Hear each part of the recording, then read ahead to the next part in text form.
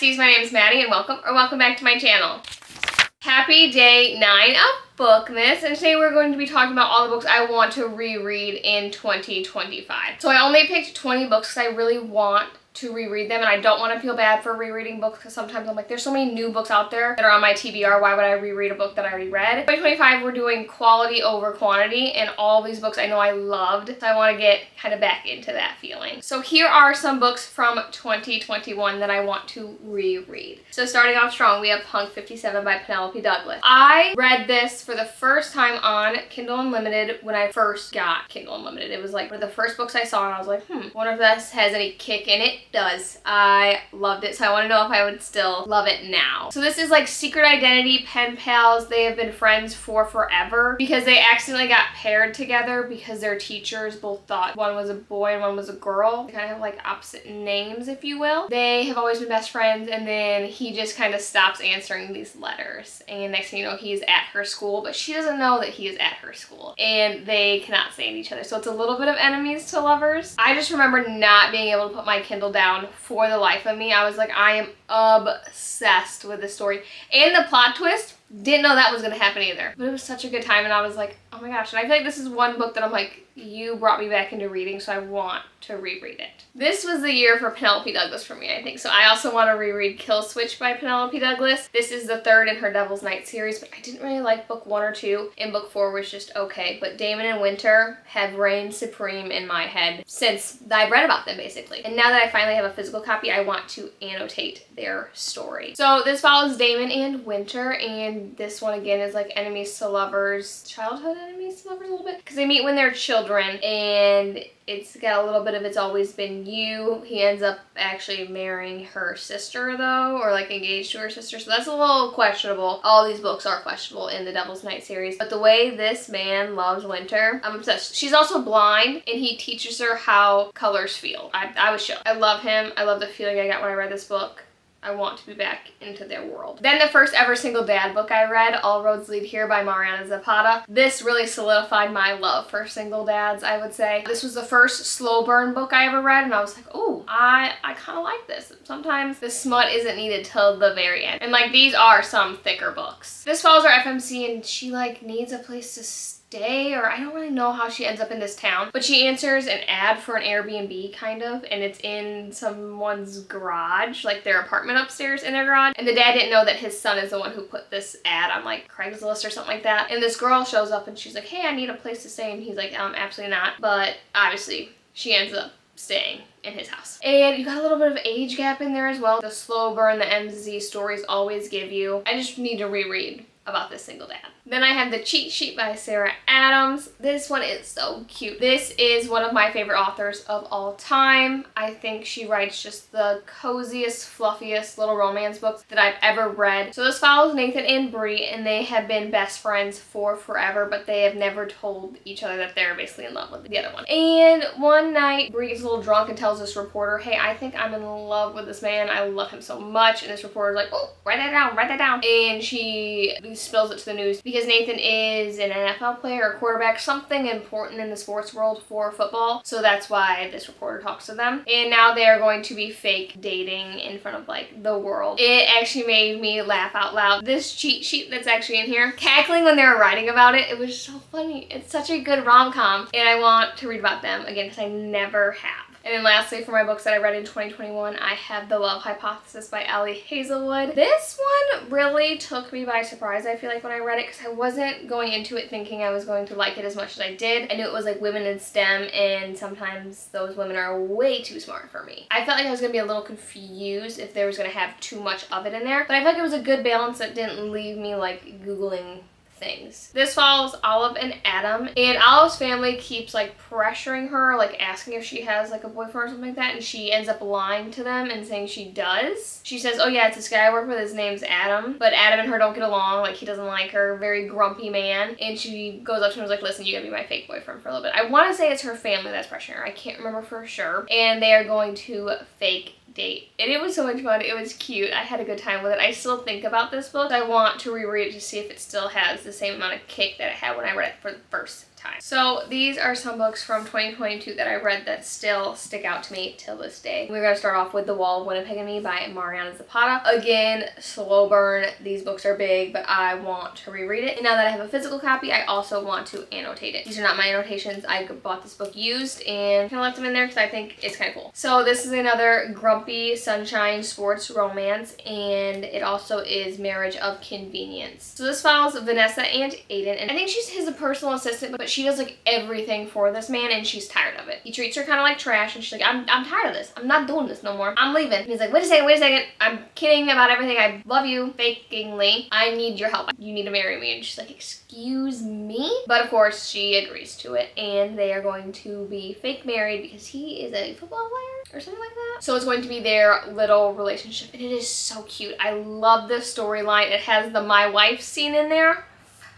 John Floyd. And I love the vibes it gave. So I want those vibes again. So I don't have a physical copy of this book, but I know I will purchase one before I reread it. So it's called Darling Venom by Parker S. Huntington. Phenomenal book. I read this on Kindle Unlimited based on one spicy scene that I read, and I was like, I don't know what this is about. Not even close. I thought I was in for a smutty good time. I was shocked. So this follows our main character, and she has this best friend, and they kind of make a pact one year that they're always going to meet at this one spot, kind of be there for each other, and one year he ends up not showing. And you kind of figure out why, and then it's like fast forward a few years, and she is now working for like a publisher or something like that, and she ends up running to said best friend's older brother. And they are both going through some pretty hard things throughout this. She's really struggling with a lot of mental health things and stuff like that, and it was such a book that took me by surprise. The quotes in here hit me so hard. I could cry just thinking about this book. So I want to read it again. I want the physical copy. I want to annotate it. I want to write in it. I just want to hold this book in my hands and love it the way I felt like it loved me. The hockey player that made me love all hockey players. So I have The Deal by Elle Kennedy. Garrett Graham can do no wrong in my eyes. I love this man. I love this entire series. I still have not read the Briar U series. I have them all, but I just haven't been able to read them. So this follows Hannah and Garrett, and they're in the same class together, and obviously he's failing the class because why would a hockey player not be failing the class? And she's obviously doing really well. So they strike up a deal that she's going to tutor him, and he is going to tutor her in like getting a date with this guy that she thinks is really cute. They're like, okay, mutually beneficial, easy peasy, until they spend a little bit more time together and they kind of develop some feelings. And it is so much fun. It is spicy in a way that I didn't think it was going to be. And this is some of the best smut scenes I think I've ever read, and I don't know what it is, but the first scene that the thing with her happens, if you know what I'm talking about.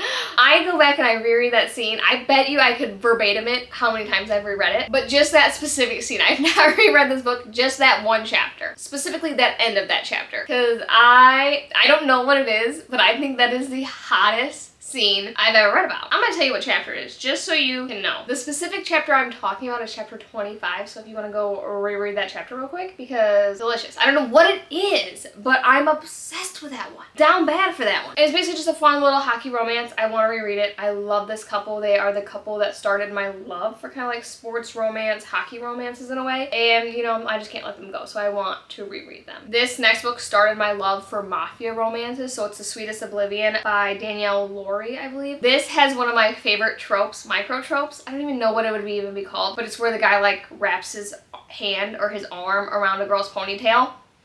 I don't know why that does something to me, but she's sitting, I think she's sitting on the back of a couch, and he walks up and he's talking to her, and he pulls on her hair and tips her head back. Down bad again for these fictional men. So I believe this is an arranged marriage between this real sweet girl and this mafia man who's really bad. I don't even remember any of their names, but I just remember loving it so much. The way this man was so pressed about this little ring she wore on her finger, a little plastic ring, he was down bad, and I was loving it. There were just so many scenes that live rent free in my head. One where she's sitting on the counter when they first go into their home together, deceased. The ponytail scene where she's on the back of the couch, deceased. I believe he pushes her into a pool during a party, deceased. And when he tells her what his nickname is, and what it stands for, blushing and kicking my feet like a schoolgirl over this mafia man. I really I need to reread it. Oh! He lights a gas station on fire for her. Men in real life just don't do that. The men need to pick it up. You know what I'm saying? Overall, it was just such a good time, and I want to reread this one in particular. I love the entire series, but this one really just started my love for mafia men. The book that I always talk about is the full reason I believe I am engaged today is The Simple Wild by K.A. Tucker. This takes place in Alaska. I remember reading it, and I told my partner, I was like, I want to visit Alaska one day, and he's like, all right, that's fine, we'll do that. And he ended up proposing when we were in Alaska. This book is set as a romance, and I feel like it could be more women's fiction because it does handle like harder topics, and it's more about her story and how she overcomes some things that are thrown into her life. So this follows Kala, I believe, and she goes to Alaska to visit her dad, who she has not really spoken to in quite a few years. And in this very small town he lives in, he owns like a bush pilot airport, if you will, something like that. And there she meets this bush pilot who is grumpy, doesn't want anything to do with this city girl, and they make just kind of a very unlikely friendship, and then they kind of form a relationship off of that. But it's more with her dealing with like how she's handling life from this big city girl to this very small town where there's absolutely nothing, how she's handling everything with her dad at the time where they don't have like the best relationship, but she's trying to like mend things that she feels like isn't her fault to mend. I was so sucked into this story. It was such a good book, and it just hit me at the right time. You know, like books find you when they're supposed to, and I fully believe this book found me when it was supposed to, and I want to dive back into this story. The book that made me fall in love with paranormal romances, I have Her Soul to Take by Harley LaRue. Leon lives rent-free in my mind. This demon with a forked tongue lives rent-free in my mind at all times. Also, he's a blonde man. Shocked. This follows Ray and Leon, and Ray goes to this like college town. She also does like seances and like tries to find ghosts and stuff like that. So she's one night trying to do her little seance, writing things on the floor, and she summons a demon. This demon's Leon, and this demon is now obsessed with her. He loves her.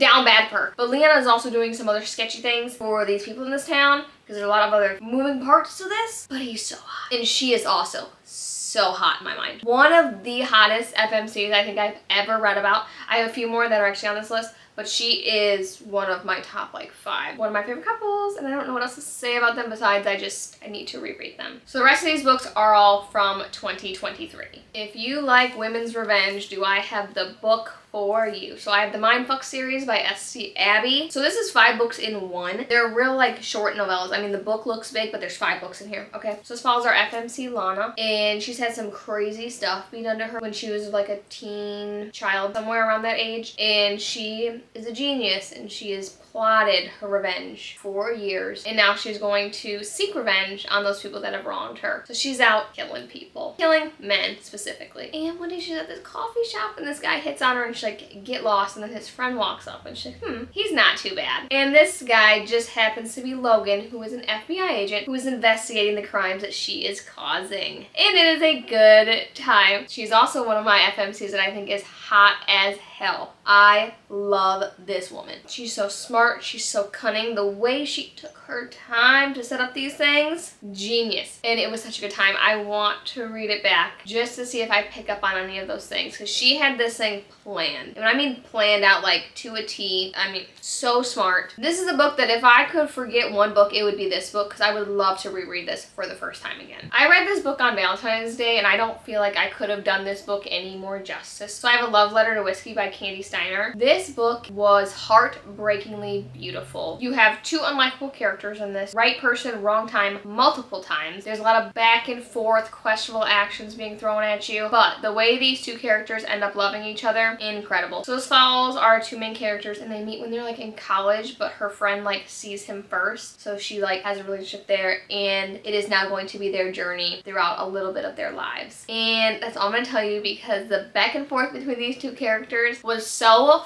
frustrating, but it was so good, and I'm so glad I went into this blind and I just kind of jumped right into the story. It's phenomenal. I highly recommend this book. Another blonde man that I absolutely love, so I have The Predator by Runix. I have still not finished this series, because, say it with me everyone, I don't finish series because I'm so afraid. But Tristan and Morana will stand supreme for probably my entire life. The ending of this book, I am so down bad. Just this man is just so hot. hot. He is such a doesn't care about anyone else but her. Love that. So Morana basically is from this family. She's not really taken seriously, and she's super smart. Like, she's super good with computers. So she decides she's gonna break into this house, like hack something and steal something. And when she's there, it's like the first like 2 or 3 chapters. Tristan is also there, like being a bodyguard or whatever he's doing. And the first scene where they interact, he has a knife to her throat. And when I tell you, I was having a great time with it. And it's gonna be their unlikely pairing friendship kind of, because they're both going to help each other with like some things that they're doing for these 2 families. And it is so good. I love this man. The Predator and the Reaper, because the Reaper is book 2 to this, they are both phenomenal. Predator just did something. And I remember I look back and I rated this book 4 stars, and I think about them every day. Every day. So I changed my rating. So I want to go back and read why I thought I should only give them 4 stars. So I'm very excited to see what I think about them when I reread them. Then I have Out on a Limb by Hannah Bonham Young. So this is a surprise pregnancy book, which I didn't think would be a trope that I would like. Because typically I only like when a child is already there and their parent is single, you know?